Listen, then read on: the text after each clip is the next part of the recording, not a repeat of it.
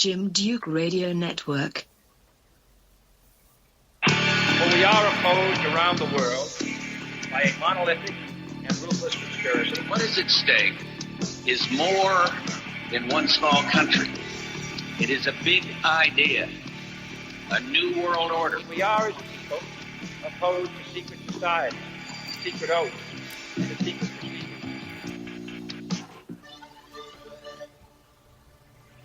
Aleister Crowley has had a huge impact on society, especially in pop culture, as many model after some of his philosophies, even if unaware. The Hollywood cabal is shaped by some of his practices. Even music performers hint of his rituals. Some even contend that he influenced the New World Order. What is it about this figure that's so intriguing? Well, my guest, William Ramsey, returns with us to talk about it.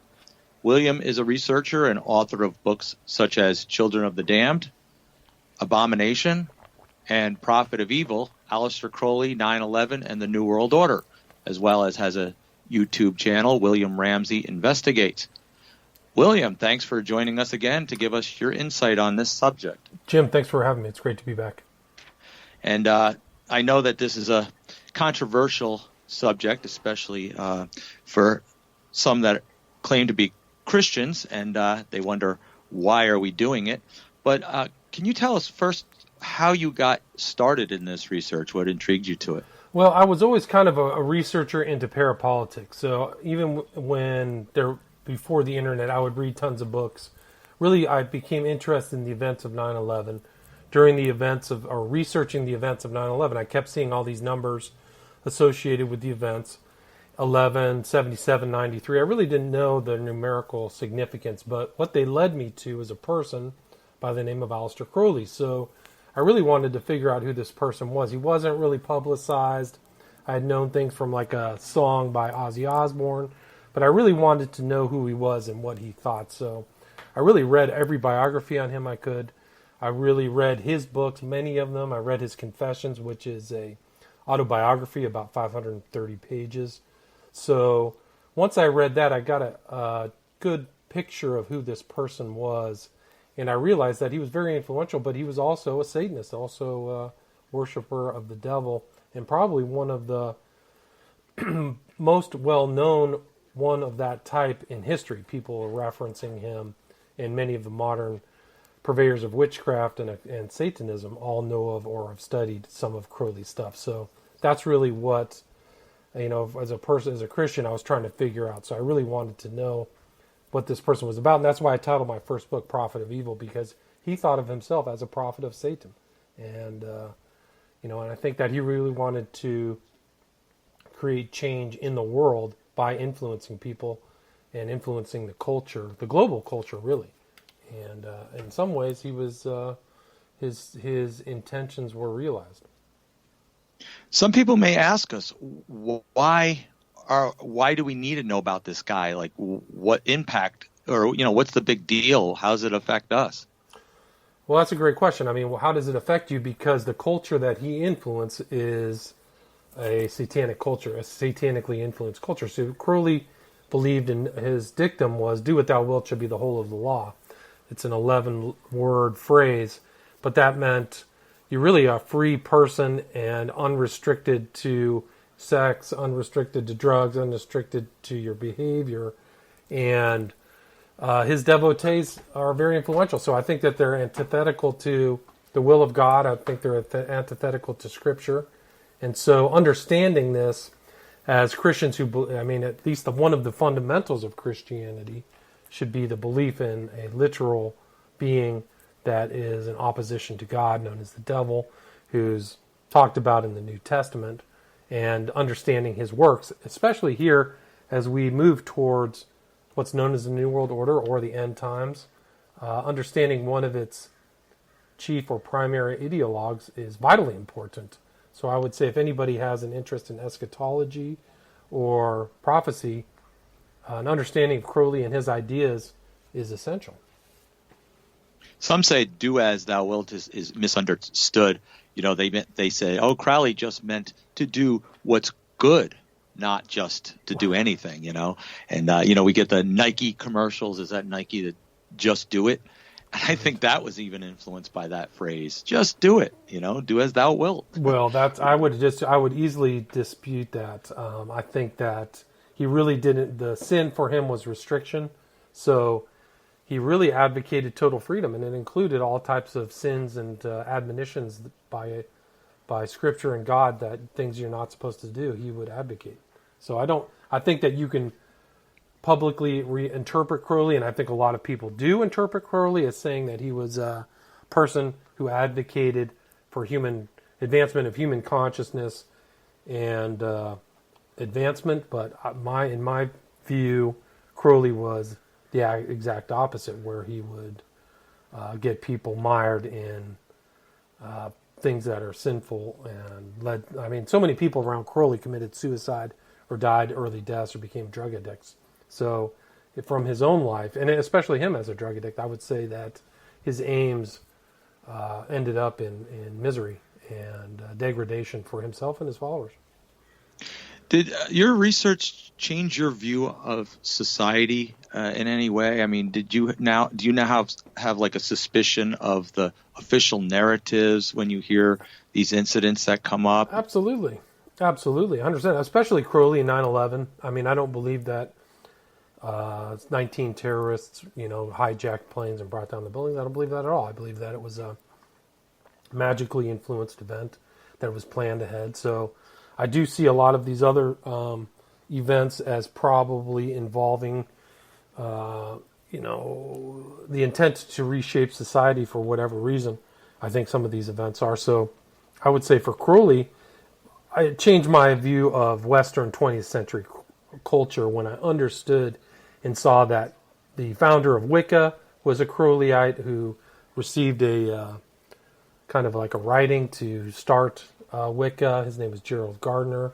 I saw people like Harry Hay, the founder of the homosexual community, homosexual revolutionary, really was. The guy was playing piano at some of these early rituals involving Jack Parsons. So Alfred Kinsey, the so-called sexologist, was also interested in Crowley. So you can see Timothy Leary, a drug advocate and kind of like an illuminated person. You see all these people who were influenced by Crowley who changed society for me, society for the worse. As a side note, I met Timothy Leary here in Albany, New York. He's, I think, from Massachusetts, next state over. But he came over for a little seminar for a sit down with a bunch of students at a college, and my friend invited me there because we were dabbling into LSD then. But interesting enough, Timothy Leary boasted mostly on atheism and said that Christianity and religion is the cancer of society, not drugs. So he comes across as a scientific atheist, yet wasn't he involved in the OTO? Right. Well, that's a great question. He was actually a known member of the IOT, which is the Illuminates of Thanateros. So he is a known member of that, him and Burroughs and some of these other characters. But he was highly influenced by Aleister Crowley and admitted as such. There's actually a kind of well-known video of him saying, I'm here to carry on the work of Aleister Crowley, who worshipped this being called Aiwass, which was a way to veil his worship of Lucifer, and received the Book of the Law in 1904 from this being. So here is Leary saying he's carrying on this work, and it's amazing. So here he says, this is from the video he had. I've been an admirer of Aleister Crowley. I think I'm carrying on much of his work that he started over 100 years ago. And I think the 60s themselves, Crowley said he was in favor of finding your own self and do what thou wilt should be the whole of the law, under love. It's a very powerful statement. I'm sorry he's not around to appreciate the glories that he started.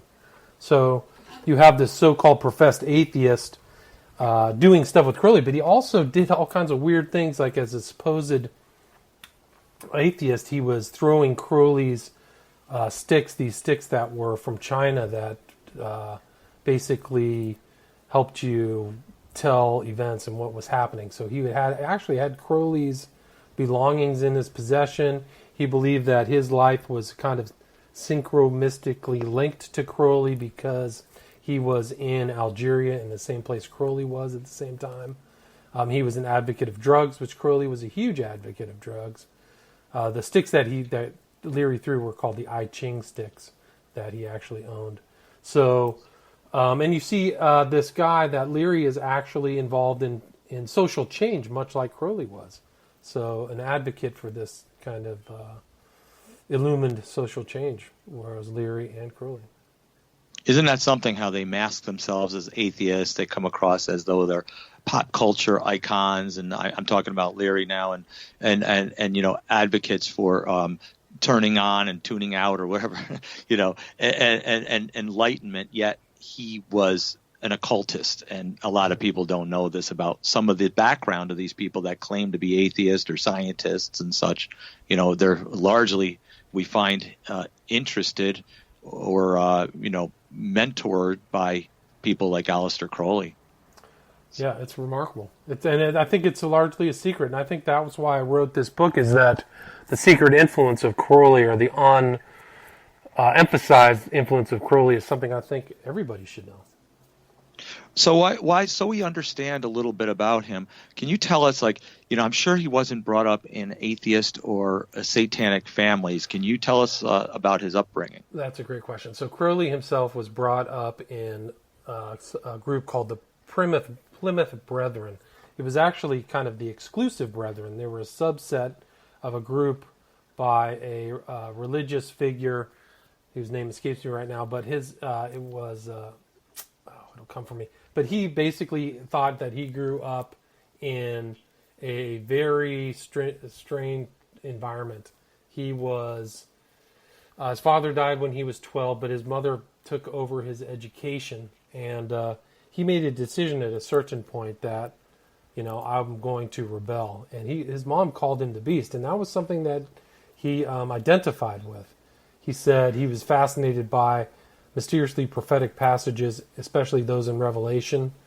He said he preferred the dragon, the false prophet, the beast, and the scarlet woman as being more exciting, and he reveled in their descriptions of torment. So he said he identified himself as the beast, whose number is the number of a man, 666. So most kids grow up, you know, maybe having a little bit of rebellion to their parents and getting into drugs, getting into a little trouble. He actually had this intent to rebel to the point of evil. I mean, like, absolutely. Here's another really of his writings. He says, "I could not dismiss the falsities of Christianity with a smile. I was compelled to fight fire with fire and to oppose their poisoned poultices with poisoned daggers." That's a little extreme. Yeah, here it goes. I was not content to believe in a personal devil and serve him in the ordinary sense of the word. I wanted to get a hold of him personally and become his chief of staff. Wow. So most kids just want to rebel and, you know, maybe dabble in some of the world. And he had a total extreme view, I guess, of his rebellion, didn't he? He did. And the person I remember was John Darby. Right. In the 1830s. Yep. Right, exactly. So his parents were followers of Darby, who was kind of famous for dispensationalism. Yep. Didn't he have like a fulfillment that he thought he was going to fulfill? You mentioned that, fulfill revelation of the dispensational doctrine. He thought he was. Now, his mother dubbed him. Yeah, his mother dubbed him the Beast. Correct. At first? Correct. When he was being bad or whatever. So that's how he identified with it. And he wrote... and he just went with it. I think that's just what became his identity, yeah. There was a World's Tragedy, which was something he wrote where he was talking about his mother and how she always was talking about cold-boiled Jesus with her friends. And he really rebelled against it, and he became... an antagonist. He was really an antagonist of Christianity his whole life. Do you think this is like an excuse for some to say, see, that's why I don't really want to press my religion on my kids and my children, or you know, why people say this is why I'm rebellious the way I am, because my parents put it on me. I mean, do people use that as an excuse, and probably taking his lead in that excuse, huh? Yeah, sure they do. I think that he was part of that kind of tradition, is they rebel against the strictures of their Christian upbringing. But he was an interesting guy. I was like, he had all kinds of excuses for that. So here's another one of his quotes. "The forces of good were those which had constantly oppressed me. I saw them daily destroying the happiness of my fellow men. Since, therefore, it was my business to explore the spiritual world, my first step must be to get into personal communication with the devil." So, I mean, how many people who are rebelling against the strictures of their Christian upbringing are that intent on going to the opposite side as far as they can go? I don't know. To have you have to almost ask if he was prompted. Like, I don't know about those around him, but maybe even by a spiritual possession, a demonic spirit that takes on the suppression of a child. Not that the parents meant anything by, gee, don't bring your children up in the way they should go, like the Bible says, because they may just turn on you and become the beast. It's not like that. But something had to prod him into something so rebellious that he had hatred, bitterness, and evil in his heart.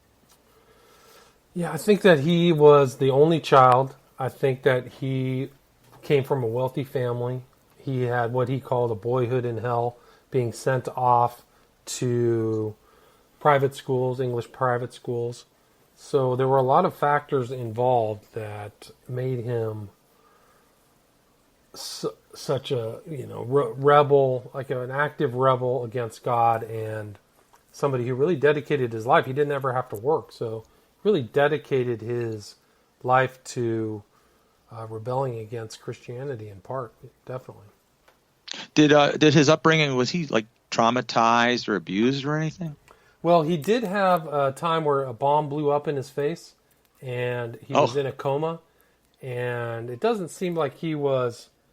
It doesn't seem like he had severe punishments at the schools, so that was, and he almost actually died in these private schools where he was constantly harassed and bullied. So he had I wrote in my book, it said the severe cruelty and privation at these Christian schools affected Crowley's opinion of institutional Christianity. But he definitely had some sadistic traits. He wrote very detached letter about torturing a cat, killing it, trying to kill it.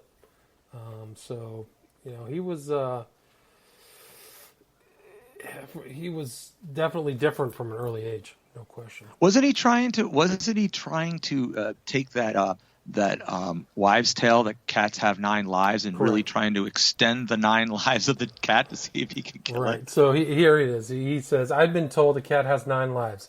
I deduced that it must be practically impossible to kill a cat. As usual, I became full of ambition to perform the feat. Therefore, I caught a cat, and having administered a large dose of arsenic, I chloroformed it, hanged it above the gas jet, stabbed it, cut its throat, smashed its skull, and when it had been pretty thoroughly burnt, drowned it and threw it out the window that the fall might remove the 9th life. In fact, the operation was successful. I had killed the cat. I remember that all the time I was generally sorry for the animal. I simply forced myself to carry out the experiment in the interest of pure science." Pure science and desensitizing of conditioning his mind to actually, wow. Most kids go in the bathroom and smoke a cigarette. That's their rebellion. He goes and slaughters a cat. Isn't that something? Yeah, so it started from an early age for him, I think. Do you think that's when he started his rebellion? Like, do you think there was a turning point, or just overall? I think once he got to college, that's when he became what he wanted to be, which was somebody who was interested in magic, he was interested in poetry, and he was interested in mountain climbing. And I think that was the magical stuff became very hardcore black magic. That's really what he became interested in, is all kinds of very carnal rituals and things like that. I'm going to tell you a side note, just for content's sake. Before I came to Christ, I was dabbling in occultism, and I was getting a hold of some books, and I was too lazy to study them, so I kind of threw them aside and kind of made up my own magic path, my own way, and I call that now seeing it in hindsight, I call it introverted, occultism, where I didn't have a mentor, I didn't have a coven. I was kind of dabbling in stuff and learning spells by just saying, hey, if I have this item in my hand, I can make it magical by just my will. I don't need an actual specific wand or anything like that. And then later, when I started learning a little bit about Crowley's magic, I started realizing that I was doing some of the stuff he was without even knowing who he was. So there must be a definite spirit.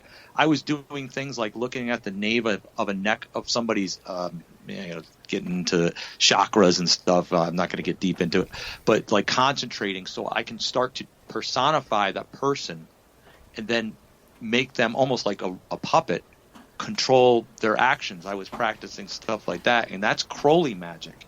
And I can't believe how close I was without actually knowing what he did. And he got it, from his influences, but I have to say there's a spiritual force there that has given you that knowledge because you don't know it on your own. But Crowley's influence, what were some of Crowley's influences? Like what stirred him, or what did he come after to learn some of his craft? Well, he thought that he was the reincarnation of Eliphas Levi. So Eliphas Levi was a guy who wrote Key to the Mysteries. He's famous for the drawing of the Baphomet.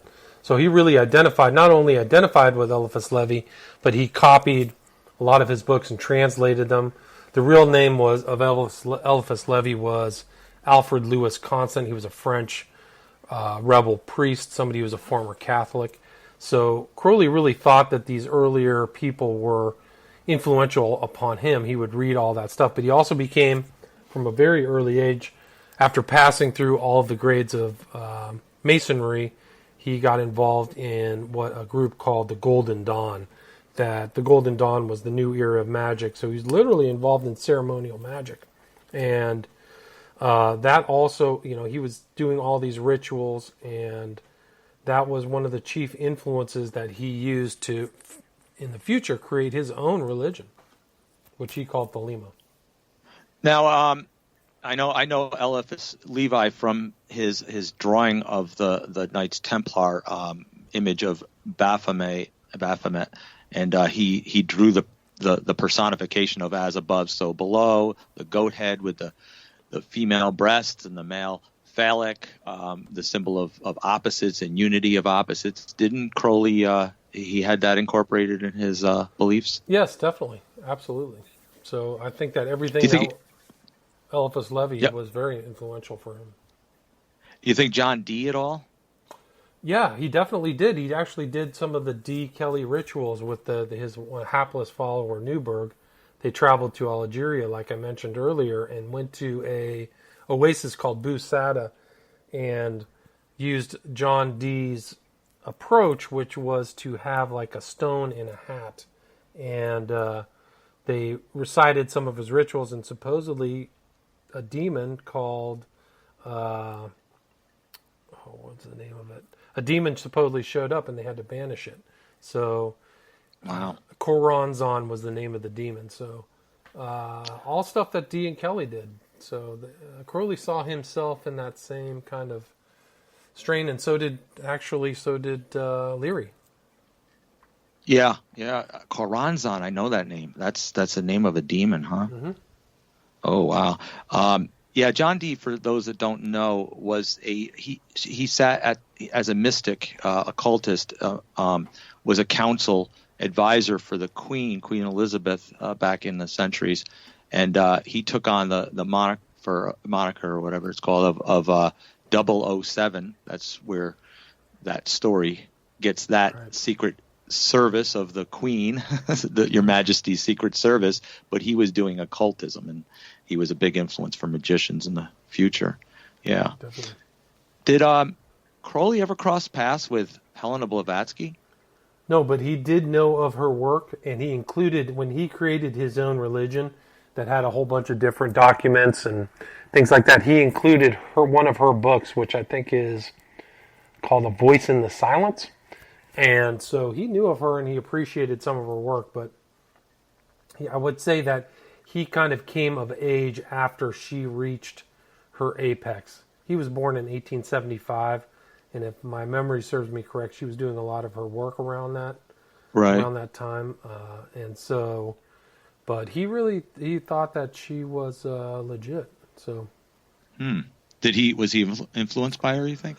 well, like I said, he included some of her stuff in his religion. So he would always categorize these works as Class A, Class B, Class C, and I think he was definitely influenced her by her, and thereby included her work in his kind of.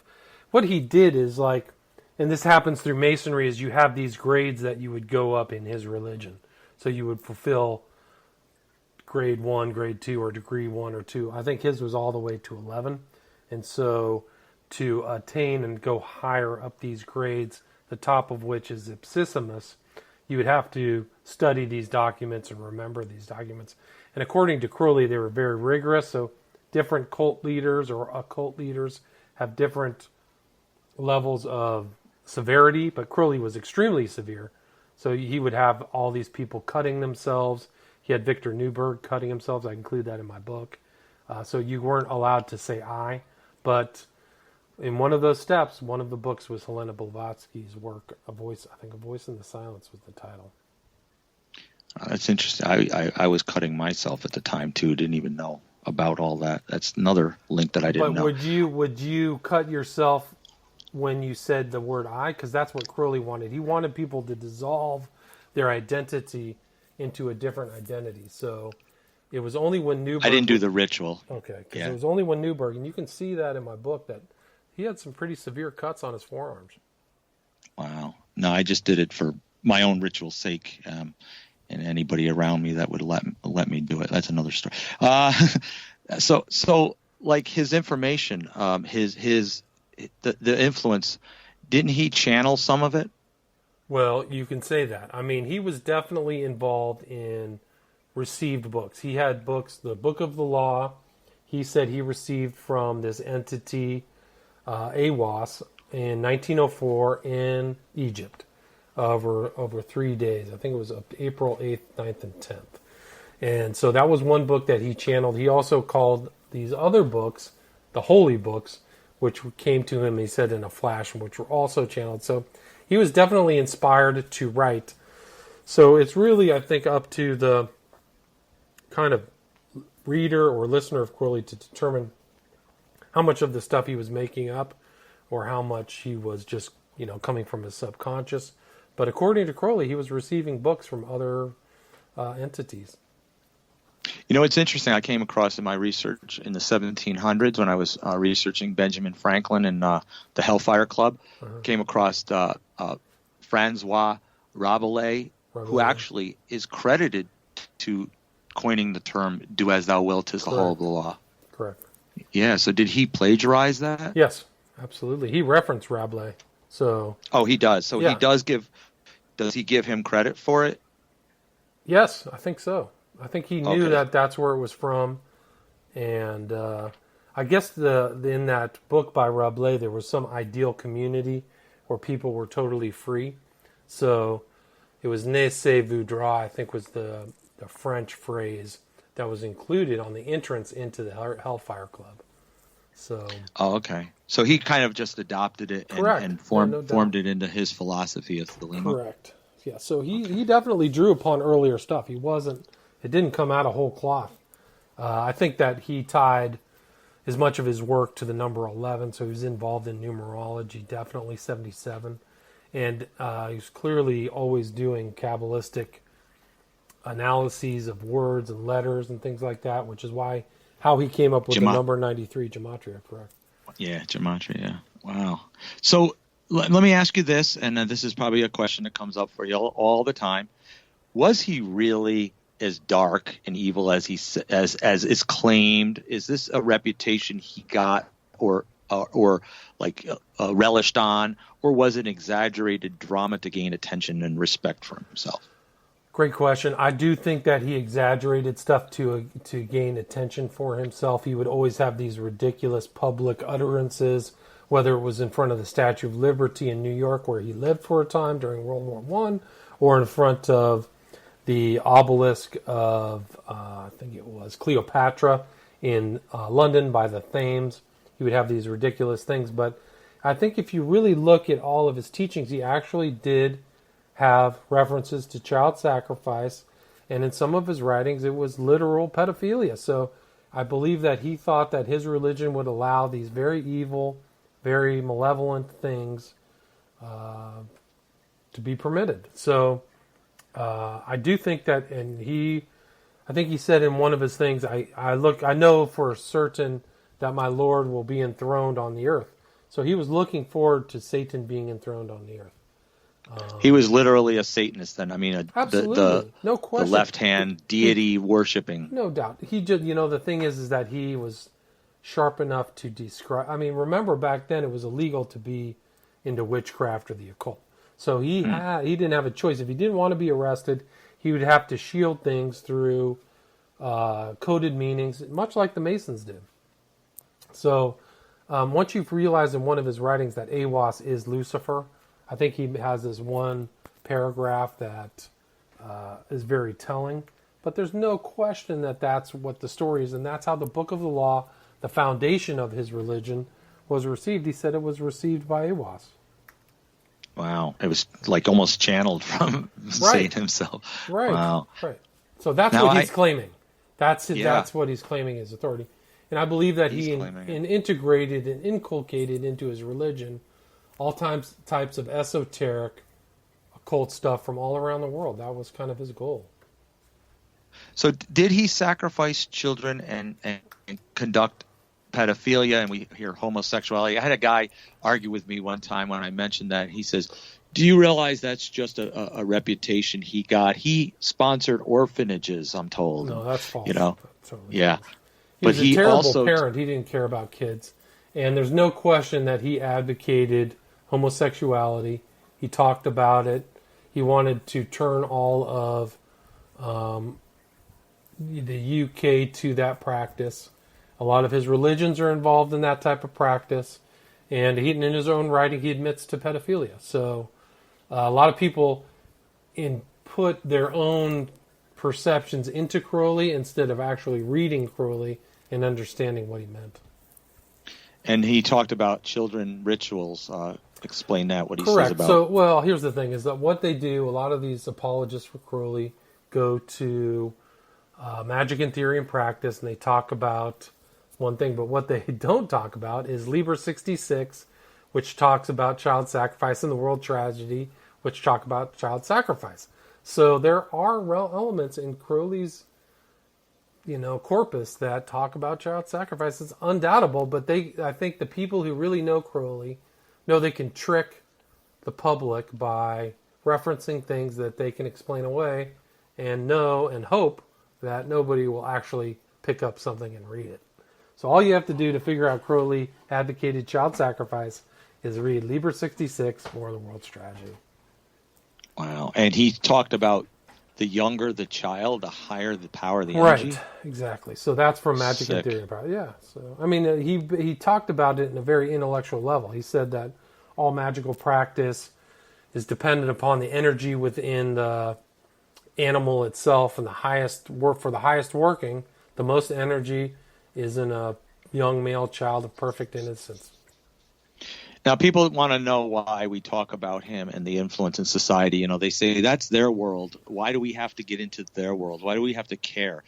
After seeing pedophilia being expressed in our society, Jeffrey Epstein, and maybe Jeffrey Epstein and such, even we get reports of those in the Vatican that are practicing pedophilia and child abuse, sexual rituals. We have to say, and the Illuminati, of course, who do it on their own children, we have to say, were they influenced by Aleister Crowley? But nonetheless, they all practice those same routines. So whether Crowley is getting the influence, the forerunner of the influence or came up in ancient times, Crowley definitely incorporated into his philosophy sexual magic and put a K at the end to differentiate between stage magic, right? Right, correct. K being the 11th letter in the alphabet.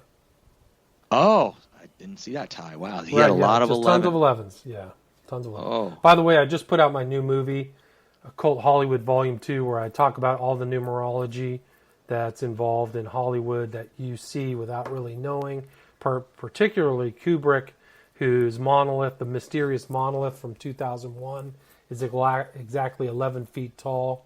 And in Eyes Wide Shut, the sex magic scene, there are 11 female servitors. So Kubrick himself understood the primacy of the same numbers that Crowley understood the same primacy of. Wow. I want to talk a little bit about the numbers in a second. I just want to set the foundation here about where he came from, and he tried to enter the Hermetic Order of the Golden Dawn, as you said, and I hear that he was actually flushed out because he wanted to include drugs in the rituals, and he actually was more diabolical than they were. Correct. So he had a bad reputation even back then, and he definitely was kind of like the black sheep among the group that were involved in the Golden Dawn, and he wanted to ascend up the grades. And actually, the well-known poet Yeats was one of his antagonists, and he had kind of an actual kind of street battle with William Butler Yeats in the spring of, I think it was 1899 or something like that. Yeats said, "A mystical fraternity is not a moral reformatory." So he knew that Crowley was kind of bad news. Anyway, he went to go up the grades, and then they had a fight, and so he actually published these secret documents, and there's a lawsuit that's recorded between the owner of the real copyright of these magical rituals and Crowley, who sent it out, and the judge thought it was highly amusing that there were two believers in magic in a lawsuit together. So. Didn't he also have a confrontation with McGregor Matthews and right, what they call the magical wars? Right, so it was McGregor Mathers. So McGregor Mathers was really one of his top influences other than Eliphas Levi. So at one point, McGregor Mathers had written books that Crowley would be influenced by, books about the Kabbalah and some of these other rituals. So eventually Crowley kind of turned on Mathers, and that's the person who he had a lawsuit with. So, yeah, McGregor Mathers. So he branched off and started his own. Was the AA his? Right. So it was the Astrum Argentum was really kind of his first. It was his kind of first group that he was involved with. It was a group that you could basically be somebody who would write about. You could write him, and you could be a follower. So the AA was really the start, and then he became involved with the OTO. He had kind of a meeting with the OTO, was a German secret society, the Ordo Templi Orientis, and then eventually Crowley would become the head of the OTO in 1925. Yeah, and they're an offshoot of the Illuminati, from what I understand, or claim to be. Correct. Because they take on a lot of that satanic ritual, traumatized ritual practices, and we see even that going into Hollywood and performers and such like that. I want to talk about that in a little bit, but he also was accepted as an agent in MI5 in the British intelligence. So before the intelligence, the MI5 I think is state intelligence for UK, and then MI6 is international. But before that, there was a group called the Secret Intelligence Service, of which Crowley was most likely a member all the way to his death. So when he was traveling around, he had been to strange places. He'd been to Russia, he had been to Germany, he had been to Italy, and France at all these times. He'd actually been kicked out of France and Italy in time, but he was probably a member of this group, and then it got reformed.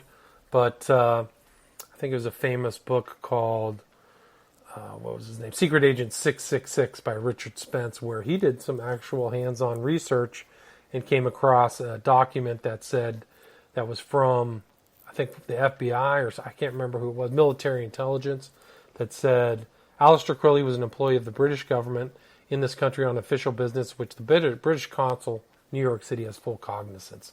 So it basically tagged him as a British intel agent.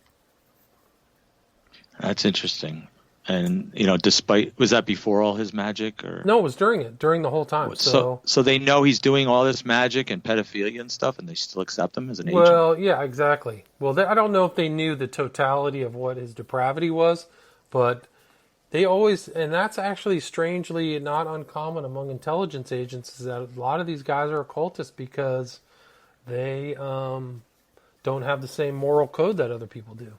So That's true. There definitely is a correlation between occultism and intelligence. If you look at the founding of the CIA in 1947, the guys who were sitting there signing the NSA creation with Truman, like 4 of the 7 are all Skull and Bones guys. They're all Right. from Yale. So, and you can go up through the Bush family and all this stuff like that. But yeah, it's a little more prevalent than you might think. That's true. Yeah, we do research that. So I guess I stand corrected. I forget about that tie-in. How could they allow a cultist? Well, it's interesting you say that because the guy who made Crowley an OTM member was also a German occultist. So, these guys are and Hitler's an occultist, Crowley's an occultist. It's just like they're all involved in this kind of secret knowledge program. Yeah, intelligence is based on occultism and rituals, and look at MK Ultra, based on mind control, traumatizing, and sexual rituals and abuse and studies, and studies in the name of research or whatever. But it's prevalent in these fields. So rituals and astral projection they do for spying techniques. Yes. It's amazing how these guys incorporate magic. Right. There's whole departments. So you can say like Men Who Stare at Goats is this known government program here in the States, but Crowley himself was involved in astral projection 50 years before that, traveling around saying he's talking to other people in the world, involved in astral projection. So it's pretty incredible that this kind of theme of astral projection really does exist. And then you have Michael Aquino, who's likely was influenced by him, and Definitely. he was a lieutenant or colonel in the military, high ranking, and he was involved in mind control. But his order, the Temple of Set, with satanic rituals and such, and so you're right. This is prevalent. If you read their stuff, if you read Aquino's stuff, if you read LeVay, they knew about Crowley. They're aware of Crowley. They've either digested him. They knew of his followers in Northern California where they were set. And Aquino himself wrote an interesting military paper called Mind War. I think it was from, what was the name of it? I can't remember the subtitle, but Stone Cold Mind Control. From PSYOP to Mind War, I think it was the subtitle. So you just constantly are making war against people's minds. It's pretty incredible. Wow. And then even subtle, science, and we talk about NASA and jet rocketry with Jack Parsons, who was influenced by Crowley and the OTO. Well, Jack Parsons wasn't merely influenced by the OTO. He was considered to be Aleister Crowley's most important disciple. So he ran the lodge in Los Angeles, and there's a Strange Angel is the show that's on TV now that's talking. I haven't watched it yet, but basically it's supposed to be retelling the story of Jack Parsons, who was a founding member of what is it? So he did the JATO, was a Jet Assistant Takeoff for JPL, the Jet Propulsion Lab. So you have a stone cold occultist who's doing rituals at night, Crowley rituals, who's living with L. Ron Hubbard, who started Scientology, which L. Ron Hubbard's son said was black magic over a longer period of time, which is still influencing people in Hollywood today. So you can't really say that Crowley was just some atomized hack or like somebody who didn't have any influence, because people all the way up in today are either referencing his material, absorbing his material, using his material for Scientology, because the early times of Scientology, and there's actually recordings of this, Hubbard is talking about Crowley. He's talking about his material, how interesting it is.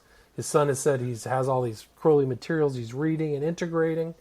So it's much more present than people might understand. in our government, in our society, I mean, influential in NASA. It's amazing how we can say, well, this doesn't really impact us. This doesn't really have anything to do with us. Let's just blow it off.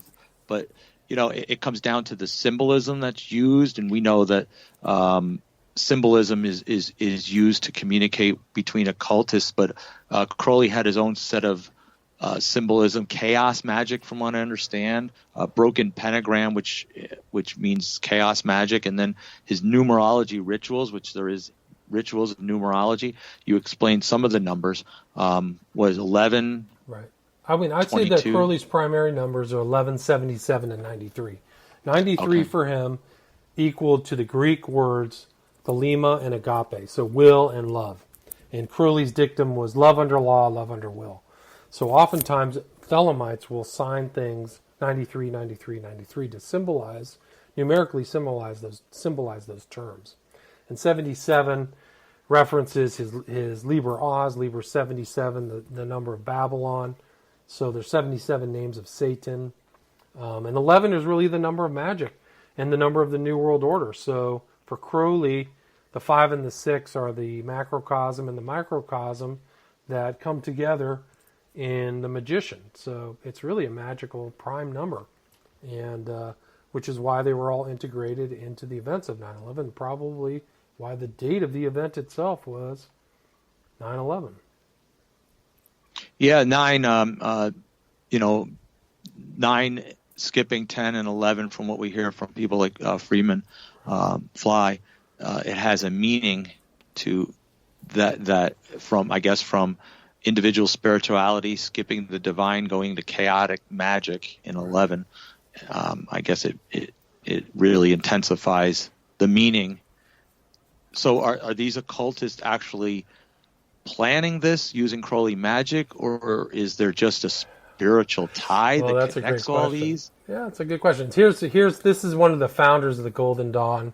He writes in his book Numbers, Their Occult Power and Mystic Virtue about the number of 11.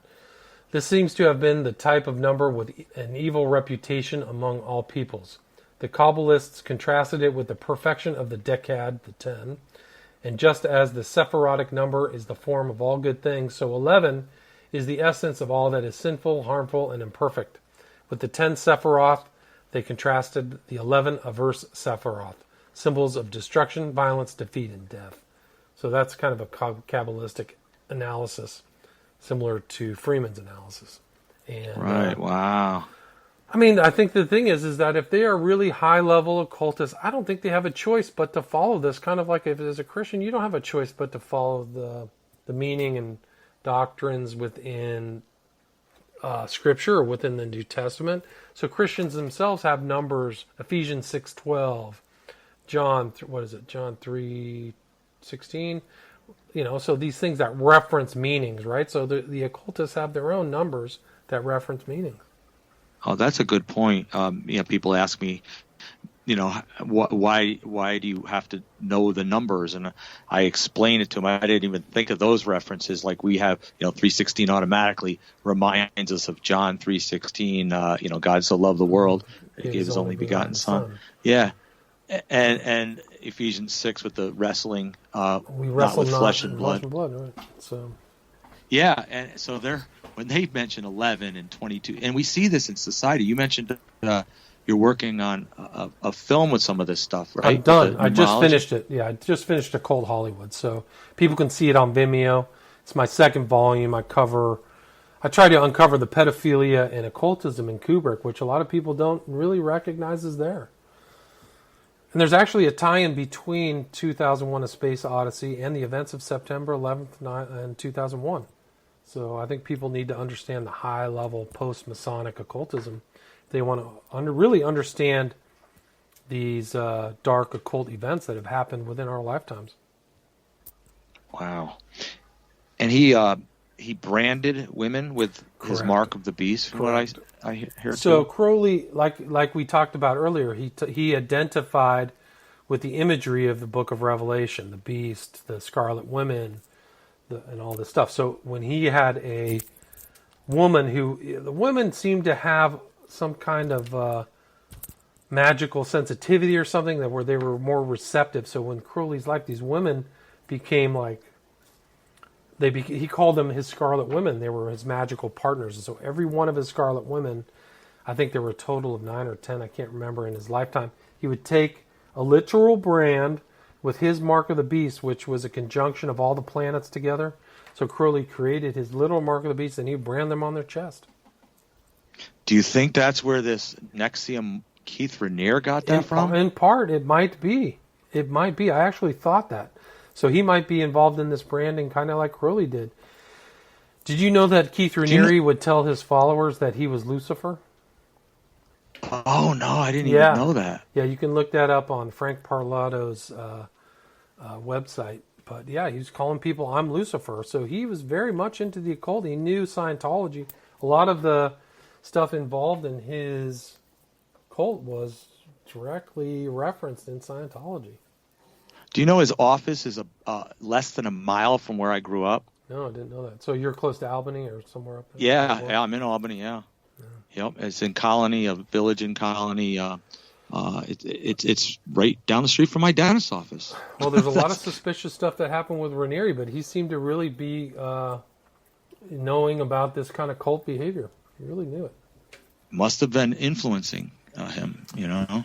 That's the scary thing, is that a lot of these guys, they don't tell you that they're influenced by him, but you have to kind of figure it out on your own volition. Oh, it's easy to see the ties once you know what you're looking for. That's like true. We're explaining. Good point. You know, now people should be able to kind of see some of it in society or in their favorite movies, or, you know, with looking at numbers. And right. Look at, I was talking to the guy the other day. Harry Potter is full of this numerology. Harry Potter, 2 together, his name is an 11. His wand is 11 inches long. It's all there. Oh, wow. Yeah. I knew it had steeped in occult, you know, numerology and such, but I didn't know about the 11s. And well, Harry Potter, right, is a 5 and a 6 letter name. So just like we talked about before, the 5 and the 6 come together to make the magician. So Harry Potter, as a little kid, is like the budding magician. And there's many writers and Hollywood producers and such influenced by Aleister Crowley. Absolutely. I mean, I talk about in my new film, I talk about Polanski, who clearly knows some of the stuff. His film, The Ninth Gate, includes some of Crowley's Marriage of the Beast and Scarlet Woman ritual. So there's very overt things. There's 11s in his movie, The Ghost Writer. So it just suffuses people like Polanski, Stone, Oliver Stone. People probably be surprised about. Yeah, it's definitely there. Once you keep an eye open for it, you'll see the numerology. It's pretty shocking. Well, we got Jay-Z openly having a shirt, "Do as Thou Wilt." I mean, is he not that obvious or what? Right. And you have this other guy, Ab Soul, who's apparently, a well-known musician who has "Do What Thou Wilt" on his back. He put a big tattoo of that. So African-American guy loves Crowley, yeah. And he influenced Manson, influenced the Beatles, the Doors, Black Sabbath, right? Ozzy. Right. I mean, all these guys seem to know Crowley. It's pretty incredible.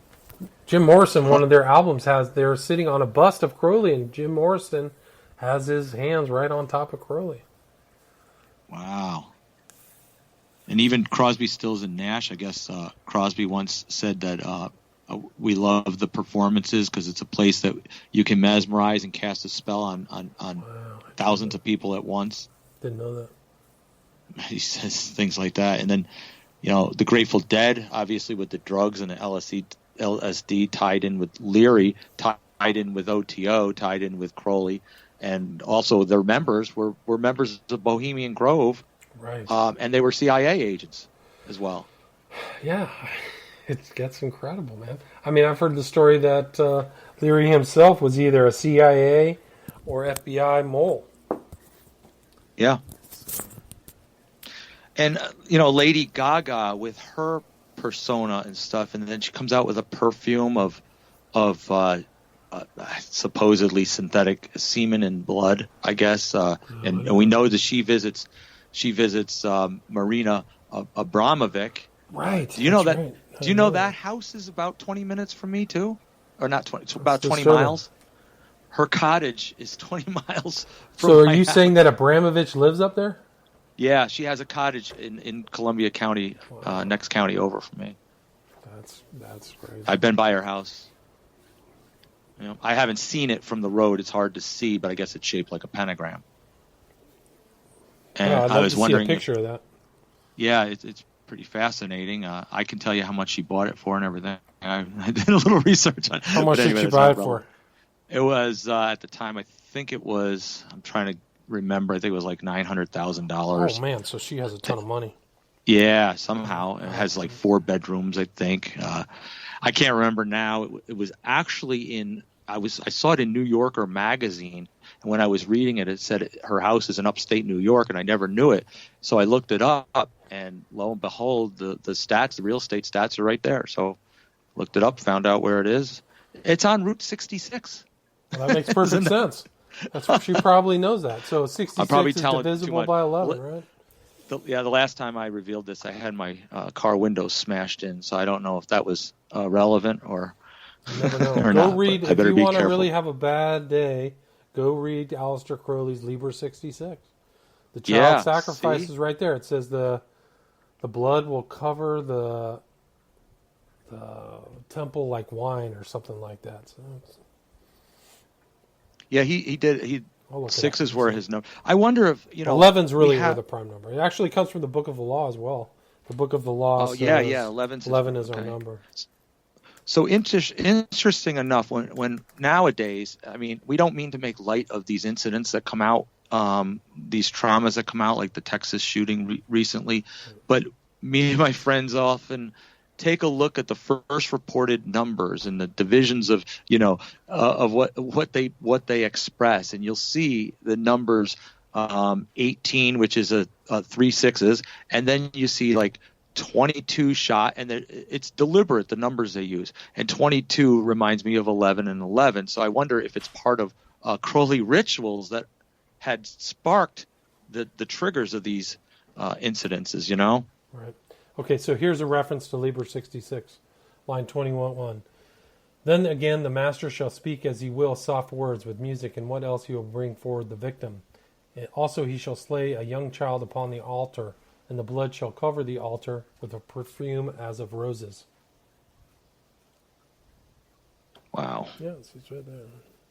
And then like I said, you get the Lady Gaga perfume with semen and the ritual perfume. Right, and then Abramovich's spirit cooking that ties into Yep. Podesta, who was the chief of staff or the campaign manager for Clinton. You think that that's not all connected? I mean, if anybody thinks that's not all connected, they're very naive. And a lot of people don't want to see the connection, so they tell us to turn it off. But we're revealing this stuff in society because it's out there and it's prevalent. It's in your face. It's obvious, hidden in plain sight, as they say, Right. if you know what to look for. But if you do know what to look for, you can detect where their rituals are present and maybe get behind who's doing this, pray against it. Stay away from it. Warn others. Ephesians Right. talks about warning those. Don't join their practices, but rather expose them, and that's Right. sort of what we do here. Yes. Yeah. It's good work. Anything else you want to speak on? No, I mean, but if people want to see my new film, you can go to see Occult Hollywood. You can also go to Vimeo and look at Smiley Face Killers, a film I did too. So if people are interested in some information they probably won't find elsewhere, go check it out. Great. And what's your website and your YouTube Well, channel? I let my website go. Right now, my YouTube channel is William Ramsey Investigates. I'm also on Twitter and Facebook. Great. And that's where you can get his information. That's William Ramsey. And stick around, William, and I'll just close you out Cool. as I close out the show here. All right, cool. Thanks, Jim. So I